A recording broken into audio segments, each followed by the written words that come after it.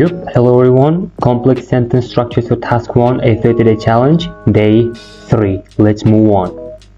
Hop, bugun reign supreme degan sentence structure o'rganmoqchimiz, ya'ni eng kattasi bo'lish degan ma'no beradi. Let's read the explanation.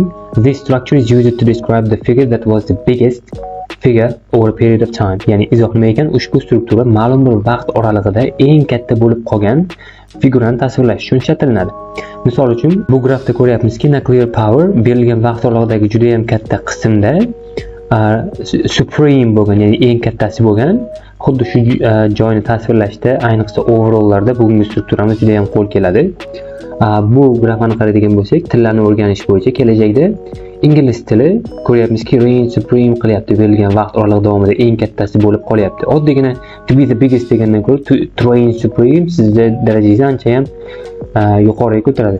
Asosan bu struktura overallga yaxshi. Kela sentence structure'ni ko'ramiz. Over the majority of the period shown, berilgan vaqt oralig'ining juda ham katta qismida. Nimaga majority deyapman?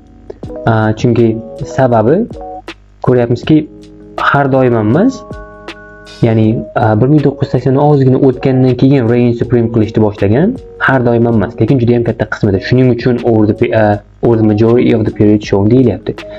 Nuclear reigns supreme in terms of electricity production. Nima qildi nuclear? Eng kattasi bo'lib qoldi. Nima jihatidan? Elektr ishlab chiqarish jihatidan.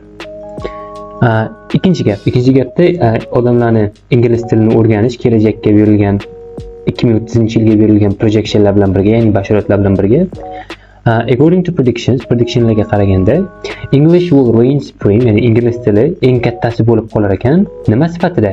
As a language with the most potential learners, ya'ni til sifatida eng ko'p potensial, ya'ni kelajakda kelishi mumkin bo'lgan o'rganuvchilar bilan birgalikda, ya'ni eng kattasi bo'lib qolayotgan figura haqida gapiryapmiz. Faqatgina line grafga emas, barchalarga ham boshqa figuralarga ham tushadi. Misol uchun bu yoqda export of milk, sutni eksport qilinishi haqida ketyapti. Ko'ryapmizki, berilgan vaqt oralig'ida Russia eng kattasi bo'lib qolyapti. Har doim tushishiga qaramasdan reign supreme qilyapti. Sut eksport qilish jihatidan, sut eksport qilish bo'yicha. Overallda bunaqa gap tuzishimiz mumkin. Misol uchun, it's clearly evident that among the countries given in the question, bu clearly evident desam yaxshi ko'raman, ko'p ishlataman o'zim. Ko'rinib turibdiki, ochiqchasi ko'rinib turibdiki, among the countries given in the question, savolda berilgan davlatlarning orasida Russia nima qildi? Reigned supreme, eng kattasi bo'lib qoldi. Nima jihatdan? In terms of exporting milk export qilish bo'yicha. I hope it was useful. Bu ishbatgacha o'rganayotgan strukturalarimizdan gaplaringizda foydalansangiz, darajangizni ancha ko'tarib beradi. Hali 27 kun bor. Xudo xolasa bir oydan keyin ancha task 1larni yuqori sifatda yozishni boshlaydigan bo'lasizlar.